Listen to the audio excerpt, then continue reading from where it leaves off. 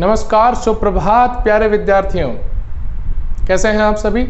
कक्षा 10वीं अनिवार्य हिंदी की ऑनलाइन क्लासेस में आप सभी का हार्दिक स्वागत है। प्यारे विद्यार्थियों, जैसा कि हमने पूर्वोत्तर की क्लास में व्यावहारिक व्याकरण प्रारंभ करी थी और उसमें क्रिया हमने पढ़ लिया और विशेषण हमने प्रारंभ कर लिया था। विशेषण के अंतर्गत हमने सामान्य परिचय और विशेषण के दो प्रकार हमने पढ़ लिए थे, एक गुणवाचक विशेषण और दूसरा हमने पढ़ा था परिमाणवाचक विशेषण। आज उसी विशेषण की टॉपिक को, उस प्रकरण को अपन आगे बढ़ाते हैं और पढ़ते हैं विशेषण। प्यारे बच्चों, आप वीडियो पूरा देखें क्योंकि ये व्यावहारिक व्याकरण आपके आगे चलकर बहुत उपयोगी होगी। चाहे कोई प्रतियोगी परीक्षा हो, चाहे आप 11th-12th में हो, आपके लिए बहुत उपयोगी होगी। इसलिए पूरा वीडियो देखें और मेरे इस वीडियो को लाइक, शेयर और सब्सक्राइब करें। चलिए अपन पढ़ते हैं अपन विशेषण। विशेषण के अंतर्गत हमने कल पढ़ लिया था गुणवाचक विशेषण और परिमाणवाचक विशेषण। आज तीसरा प्रकार अपन पढ़ते हैं और तीसरा प्रकार विशेषण जो होगा वो होगा आपका संख्यावाची विशेषण। संख्यावाचक या संख्यावाची विशेषण। प्यारे विद्यार्थियों, जैसा कि नाम से मालूम चलता है, संख्या, नाम से मालूम यह चलता है कि संख्या क्या, संख्या की विशेषता। लेकिन कैसी संख्या, किस प्रकार की संख्या। अब संख्या के अंतर्गत किसकी विशेषता बताई जाती है। विशेषण हमेशा किसकी विशेषता बताता है, विशेष्य की। और विशेष्य कौन होता है, संज्ञा या सर्वनाम। यानी जिन विशेष्य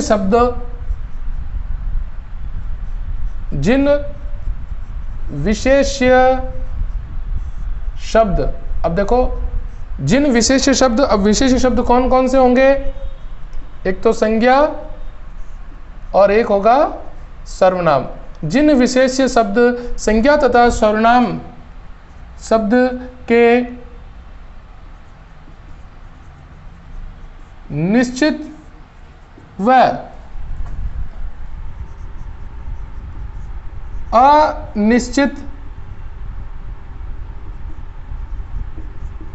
निश्चित व अनिश्चित क्या गणना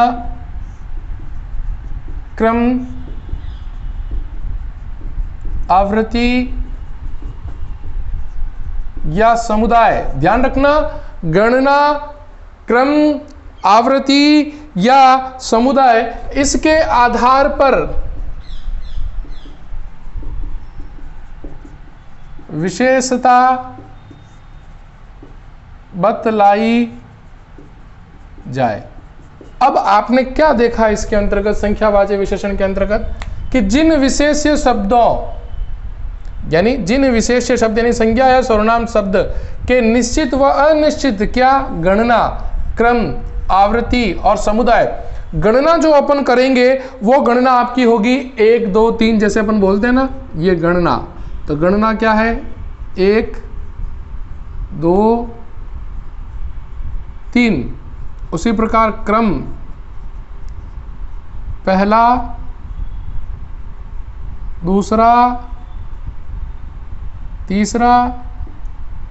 उसी प्रकार आवृत्ति, दुगुना, चौगुना। तो ये आवृत्ति, ये गणना और ये क्रम और जो अपन कहते हैं समुदाय, दोनों, तीनों और चारों, इस आधार पर प्यारे विद्यार्थियों ध्यान रखना, इस आधार पर यानी इस आधार पर किसी विशेष्य क्या हो सकते हैं, संज्ञा या सर्वनाम, संज्ञा या सर्वनाम की क्या बताए, निश्चित व अनिश्चित क्या विशेषता बतलाई जाए। अब जो हमने ये लिखे गणना, क्रम, आवृत्ति और समुदाय, इन गणना, क्रम और आवृत्ति और समुदाय में ये जो चीज आएगी ना, ये जो बात आएगी अपने, ये आएगी निश्चितता के अंतर्गत। तो इसे अपन कह सकते हैं निश्चित संख्यावाची विशेषण। जो इसका पहला, यानी इसके दो भेद होते हैं। कितने भेद होते हैं? दो भेद होते हैं, ठीक है ना। ये संख्यावाची विशेषण इस आधार पर क्या बताएगा? विशेषता बताएगा। और इसका जो पहला भेद है वो पहला भेद क्या है? निश्चित संख्यावाची विशेषण। प्यारे विद्यार्थियों, निश्चितता, ये रही निश्चितता, 1 2 निश्चित है, पहला दूसरा तीसरा निश्चित है। उसी प्रकार अनिश्चित संख्या,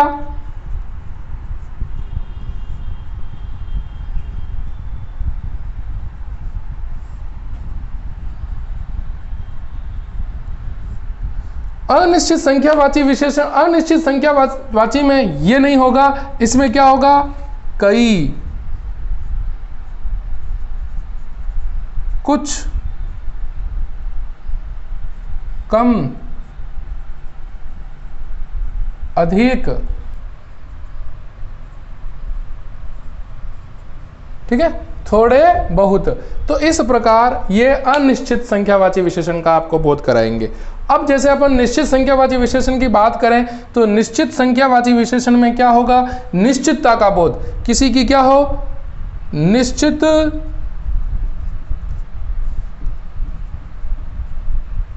संख्या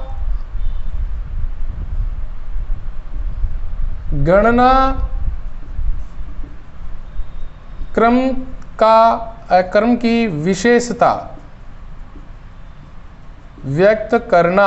यानी निश्चित संख्यावाची विशेषण के अंतर्गत क्या होगा?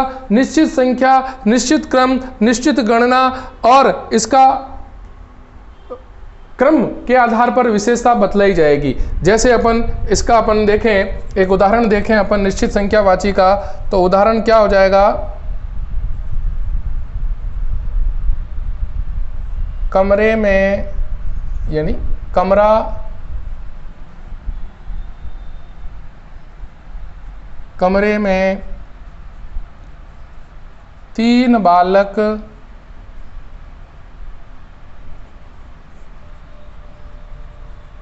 मौजूद थे। क्या पढ़ा आपने? कमरे में 3 बालक मौजूद थे, या अपन यूं कहते हैं कक्षा में 3 बालक मौजूद थे। दोनों एक ही चीज है। कक्षा में 3 बालक मौजूद थे। तो आप यहाँ देखिए, यहाँ बालक तो क्या है? विशेष्य है। बालक क्या है? विशेष्य। बालक क्या है? संज्ञा है। और इसकी विशेषता क्या बता दी? 3। तो 3 किस में आते हैं? आपके गणना में। उसी प्रकार रमेश कक्षा के पहले स्थान पर रहा, तो पहला स्थान क्या है? इसकी विशेषता हो जाएगी। उसी प्रकार रमेश श्याम से दुगुना मोटा है, तो भी विशेषता हो गई। उसी प्रकार रमेश का घर चारों ओर पानी से घिर गया, तो भी उसकी क्या हो जाएगी? विशेषता हो जाएगी। तो कहने का तात्पर्य है, जो निश्चित संख्या, जो क्रम, गणना, आवृत्ति और समुदाय के आधार पर विशेष्य की क्या बताई जाती है? विशेषता बताई जाती है, वो आएगा निश्चित संख्यावाची विशेषण के अंतर्गत। अब पढ़ते हैं दूसरा भेद, अनिश्चित संख्यावाची विशेषण, जिसमें क्या आएगी? अनिश्चितता का बोध। अनिश्चित संख्या, कई, कई कितने, कुछ, कुछ कितने, कम, कम कितने, अधिक, अधिक कितने, थोड़े कम कितने, कोई निश्चितता नहीं है। तो इसमें सदैव अनिश्चितता की स्थिति बनी रहती है, ठीक है।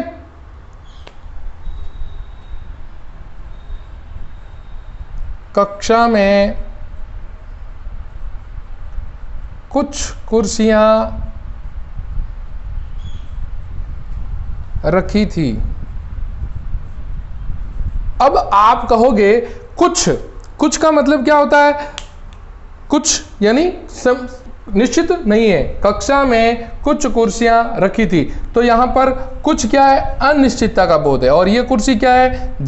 एक संज्ञा है, तो इसकी संज्ञा की क्या बता दी? विशेषता बता दी। क्या? कुछ, कुछ में क्या? निश्चितता नहीं है। इस प्रकार ये आपका संख्यावाची विशेषण हुआ, जिसके हमने क्या पढ़ा? जिसके अंतर्गत संज्ञा तथा सर्वनाम शब्दों की गणना, क्रम, आवृत्ति और समुदाय पर विशेषता बताए। जहाँ निश्चितता का बोध हो वह निश्चित संख्यावाची विशेषण, जैसे यहाँ निश्चित था कि 3 ही बालक हैं, निश्चित है तो निश्चित संख्यावाची विशेषण। और कुछ कुर्सियां यानी कोई निश्चितता नहीं है तो अनिश्चितता की स्थिति है, तो ये क्या हो जाएगी, अनिश्चित संख्यावाची विशेषण। आप इसका स्क्रीनशॉट ले लीजिए। अपन आगे चलते हैं। सार्वनामिक विशेषण या संकेतवाचक विशेषण। अब जरा आप ध्यान दो, नाम से पता करो। नाम क्या दे रखा है यहां पे, सार्वनामिक। इक प्रत्यय, मूल शब्द क्या है, सर्वनाम। ठीक, तो आप ध्यान रखना कि सर्वनाम शब्दों से जो कि क्या करेगा, विशेषण का कार्य करेगा। जो किसका कार्य करेगा, विशेषण का कार्य करेगा। और किसी संज्ञा तथा सर्वनाम की क्या बताएगा, विशेषता। ध्यान रखना, वे सर्वनाम शब्द जो किस रूप में, ध्यान से समझना इसको, विशेषण के रूप में किसी विशेष्य का मतलब आप समझ गए होंगे, यानी संज्ञा या सर्वनाम, इन विशेष्य की विशेषता प्रकट करे। ध्यान रखना, हमने क्या पढ़ा, हमने क्या बात बताई कि वे सर्वनाम शब्द, ये देखो, वे सर्वनाम शब्द जो विशेषण के रूप में प्रयुक्त होंगे। किस रूप में प्रयुक्त होंगे, विशेषण के रूप में। और विशेषता किसकी बताएंगे, संज्ञा तथा सर्वनाम शब्दों की विशेषता प्रकट करेंगे। वो सारे क्या हो जाएंगे, आपके संकेतवाचक विशेषण या सार्वनामिक विशेषण। इसके अंतर्गत अपन यूं कह सकते हैं, यह सुंदर पुस्तक मुझे दो। तो यहां आप ध्यान दो, हालांकि यह विशेषण है, अगर यह प्रयुक्त न भी होता और केवल यही होता कि यह पुस्तक मुझे दो, तो पुस्तक क्या है, संज्ञा।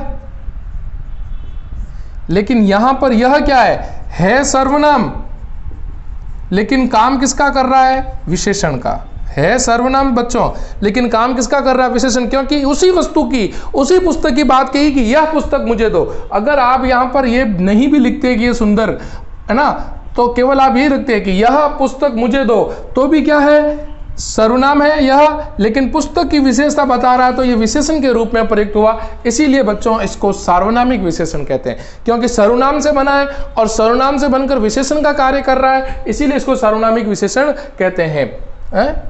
और कह सकते हैं, यह आदमी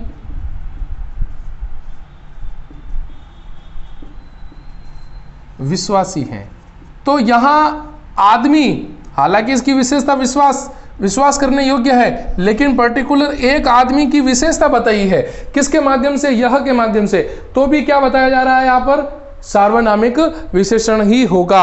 यूं कहते हैं, एक और उदाहरण ले लेते हैं, इस गेंद को मत फेंको। तो इस पर्टिकुलर व्यक्तिगत रूप से उस गेंद की ही विशेषता इस सर्वनाम शब्द से बताई गई है, इसीलिए सर्वनामिक विशेषण। अब आप कहते होंगे संकेत क्यों कहते हैं, संकेत क्यों दे रहे हैं। संकेत का नाम इसलिए रखा है कि यह आदमी संकेत किया, यह पुस्तक संकेत दिया, यह इस गेंद तो संकेत हुआ, तो इसी कारण इसका नाम क्या पड़ गया यहां पर, संकेतवाचक विशेषण। तो प्यारे विद्यार्थियों, ये थे हमारे विशेषण जिसके अंतर्गत हमने बात करी। एक पांचवा विशेषण और होता है जिसे बोलते हैं व्यक्तिवाची विशेषण। हालांकि मुख्य भेद 4 ही होते हैं, ध्यान रखना, मुख्य भेद 4 ही होते हैं जो हमने पढ़ लिए हैं। एक पांचवा भेद माना गया है व्यक्तिवाची विशेषण, जिससे संबंधित अलग से क्वेश्चन बन जाए। आपको कुछ ध्यान में नहीं रखना है, नाम क्या आया है, व्यक्तिवाची, यानी व्यक्तिवाचक शब्दों से व्यक्तिवाचक शब्दों से बनकर उनकी ही विशेषता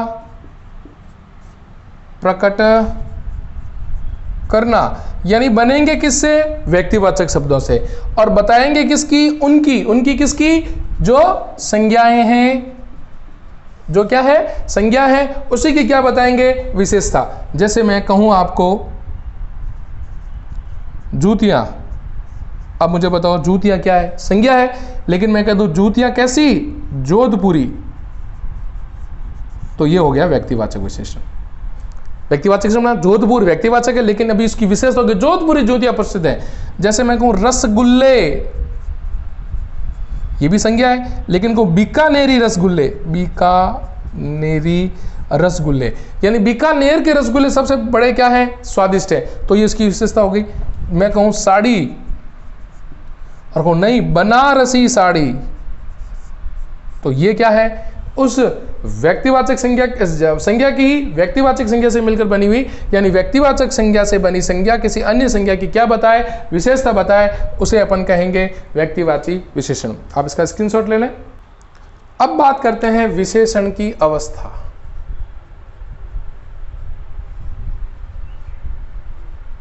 आप अंग्रेजी मीडियम में के विद्यार्थी हो, आप हिंदी मीडियम के भी विद्यार्थी रहे हो, लेकिन विशेषण की अवस्था जो होती है ना बच्चों, वो विशेषण की भाव को व्यक्त करती है। ध्यान रखना, आपने अंग्रेजी में पढ़ा होगा डिग्री, जिसमें सुपरलेटिव डिग्री, कंपैरेटिव डिग्री, है ना? तो इस प्रकार की डिग्री जो है वो हिंदी में क्या कहलाती है?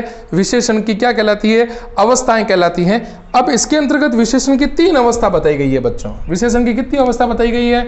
3 अवस्था है। पहली कौन सी है? मूलावस्था। दूसरी कौन सी है? उत्तरावस्था। तीसरी कौन सी है? उत्तमावस्था।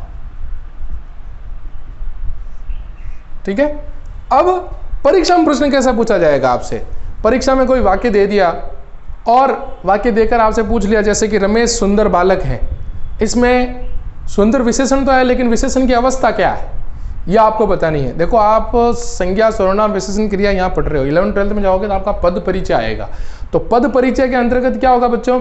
इसमें आपको उस विशेषण का पद परिचय दोगे तो विशेषण क्या क्या है, उसके अंदर क्या क्या और बातें छिपी है, वो आपको बातें बतानी पड़ेगी। तो ये चीजें आपको सब ध्यान में रखनी पड़ेगी कि वह अवस्था कौन सी है, विशेषण की अवस्था क्या है। तो सबसे पहले यहाँ पर ये देखते हैं, यहाँ लिखते मूलावस्था जो होती है वो विशेषण की सामान्य अवस्था होती है। विशेषण की सामान्य अवस्था, सामान्य विशेषण की सामान्य स्थिति का मतलब क्या है? सामान्य अवस्था क्या है? ये जो विशेषता है ना, वो संज्ञा व सर्वनाम, संज्ञा तथा सर्वनाम की विशेषता की सामान्य अवस्था। उसी प्रकार उत्तरावस्था क्या होगी? संज्ञा या सर्वनाम की विशेषता की तुलनात्मक स्थिति, तुलनात्मक स्थिति। अब जरा ध्यान दो, तुलनात्मक स्थिति, इस स्थिति के अंतर्गत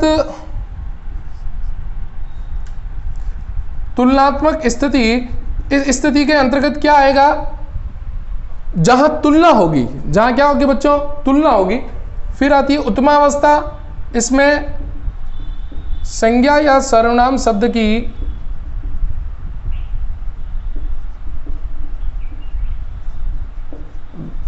विशेषता की तुलना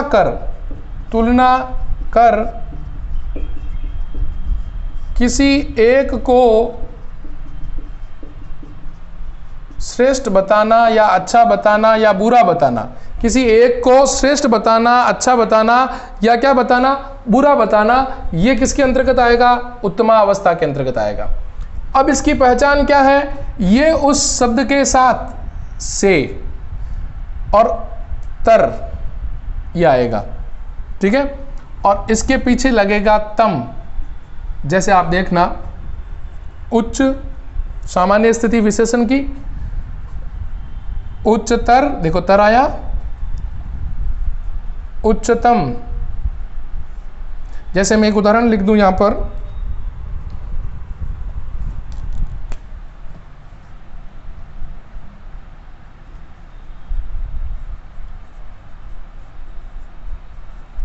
गुरु शिखर राजस्थान की उच्चतम पर्वत चोटी है। अब राजस्थान की उच्चतम पर्वत चोटी कौन है? गुरु शिखर। तो अब गुरु शिखर की विशेषता बताइए। तो यहां पर जो ये विशेषण प्रयुक्त हुआ है उच्चतम, तो आपसे प्रश्न पूछेगा कि यह विशेषण की कौन सी अवस्था है, तो आप क्या बताओगे? ये विशेषण की अवस्था है भाई उत्तमावस्था। ठीक है, उसी प्रकार श्रेष्ठ,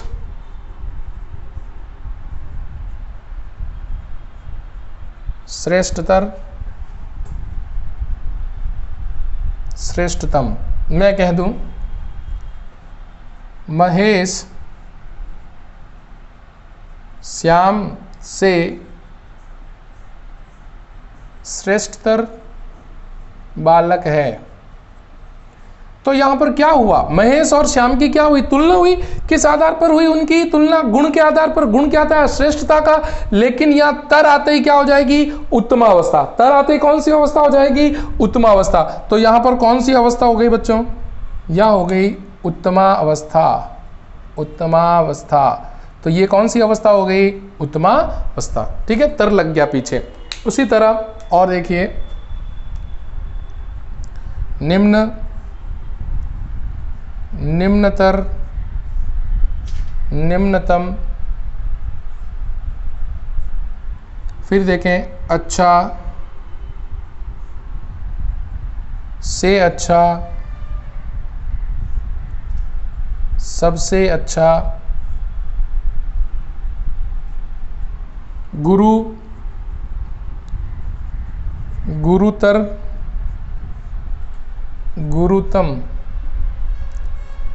ठीक है, तो ये थी विशेषण की अवस्था जिससे संबंधित परीक्षा में प्रश्न पूछा जाएगा। तरीका मैंने बता दिया, प्रश्न किस ढंग से पूछा जाएगा। विशेषण की अवस्था में उत्तमावस्था किसे कहते हैं, उत्तरावस्था किसे कहते हैं, और मूलावस्था, जहां विशेषण की सामान्य स्थिति, संज्ञा तथा सर्वनाम की सामान्य विशेषता बताई जाए। उत्तरावस्था में संज्ञा तथा सर्वनाम की विशेषता की तुलना की जाए। संज्ञा तथा सर्वनाम शब्द की विशेषता की तुलना कर किसी एक को श्रेष्ठ या किसी एक को अच्छा या बुरा या भला बताना, वह उत्तमावस्था के अंतर्गत आता है। और ये देख लीजिए, मैंने आपको उदाहरण बताया, जैसे उच्चतम, जैसे श्रेष्ठतर, तो ये उत्तमावस्था का और उत्तमावस्था का हो गया। ठीक है, इसको आप स्क्रीनशॉट ले लीजिए, फिर अपन आगे पढ़ते हैं।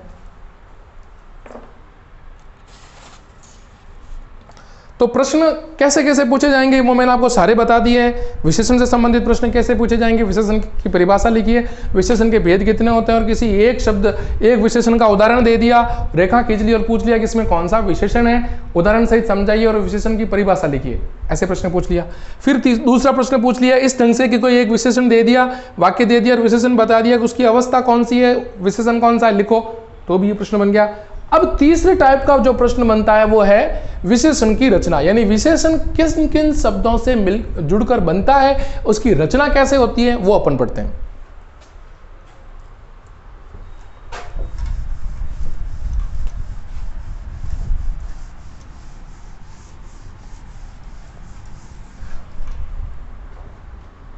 तो विशेषण की रचना कैसे होती है? विशेषण की जो रचना होती है,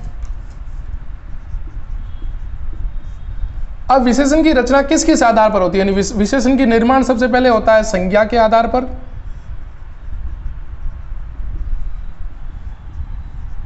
दूसरा होता है आपका सर्वनाम के आधार पर,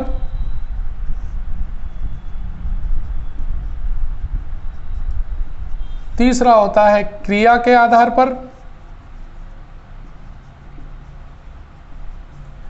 और चौथा होता है अव्यय के आधार पर।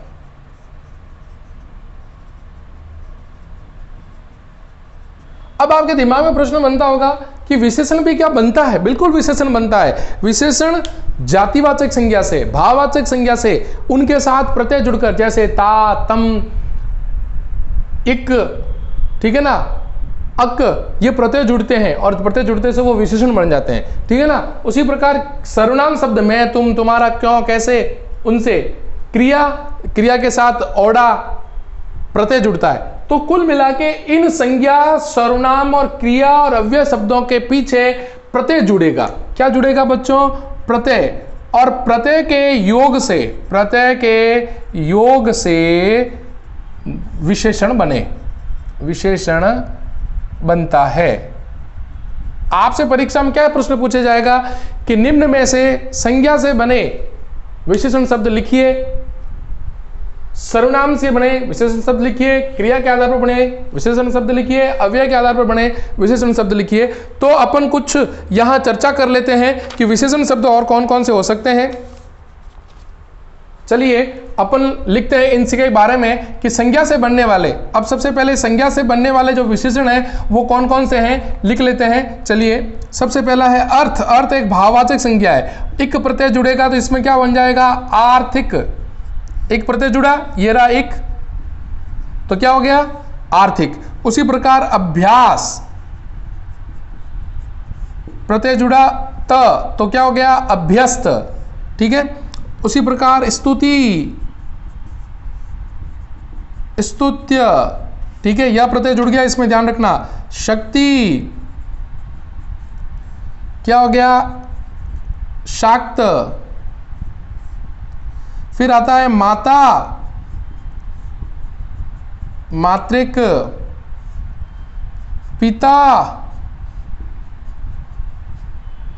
पैतृक, एक प्रत्यय जुड़ रहा है। और प्राची, यह प्रत्यय जुड़ेगा, प्राच्य। शिव, शैव। और अग्नि,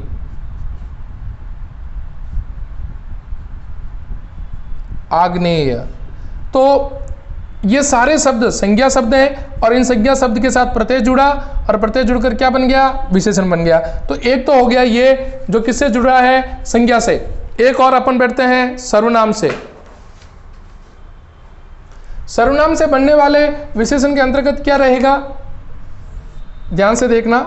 जैसे यह, तो ऐसा, वह वैसा, जो जैसा, कौन कैसा, और मैं, मेरा और मुझसा, ये दोनों हैं, ध्यान रखना, ठीक है। फिर आता है क्रिया से। क्रिया से बनने वाला जैसे भागना, भगोड़ा, ललित भगोड़ा है, तो क्या है? ये हो गया उसकी विशेषता। उसी प्रकार लड़ना, लड़ाकू। उसी प्रकार अव्यय से आगे हो गया अगला, और पीछे हो गया पिछला, और बाहर हो गया बाहरी। तो प्यारे बच्चों, ये जो आपके थे ये विशेषण का निर्माण के अंतर्गत आते हैं। विशेषण के निर्माण के अंतर्गत इन शब्दों से ये प्रश्न बहुत कम पूछते हैं, अगर पूछ लिया तो भी अपने को तैयार रहना है। प्रश्न यूं पूछते कि संज्ञा से बनने वाले विशेषण संज्ञा से बनने वाले विशेषण कैसे? अर्थ, आर्थिक, अभ्यास, अभ्यस्त, स्तुति, स्तुत्य, शक्ति, शाक्त, माता, मातृक, पिता, पैतृक, प्राची, प्राच्य, शिव, शैव, अग्नि, आग्नेय। यूं तो बहुत सारे उदाहरण हैं, मोस्ट उदाहरण मैंने आपको बता दिए। यहां पर सर्वनाम से बनने वाले जो है, तो यह, वह, जो, कौन, मेरे, यह का ऐसा, वह वैसा, जो जैसा, कौन कैसा, मैं, मेरा या मुझसा। भागना, भगोड़ा, लड़ना, लड़ाकू, आगे का अगला, पीछे का पिछला, बाहर का बाहरी। तो ये सारे शब्द क्या हैं? ये सारे शब्द हैं विशेषण, जो जातिवाचक और भाववाचक से बने। ये सर्वनाम से बने, ये विशेषण, ये क्रिया से बने, और ये आपके अव्यय से बने। इस प्रकार विशेषण की रचना का भी हमारा बिंदु प्रकरण कंप्लीट हुआ। आज हमने विशेषण के पूरे भेद हमने पढ़ लिए, विशेषण की अवस्था हमने पढ़ ली और विशेषण की रचना भी हमने पढ़ ली। आशा करता हूँ आपके ये विशेषण का टॉपिक जो आज हमने कंप्लीट किया है समझ में आया होगा। प्यारे बच्चों, आप इसके नोट्स बनाएं ताकि आपके लिए भविष्य के लिए बहुत काम में हो। और मिलेंगे अपन एक नए वीडियो के साथ, एक वापस पुनः एक नए व्याकरण के टॉपिक के साथ। तब तक के लिए नमस्कार।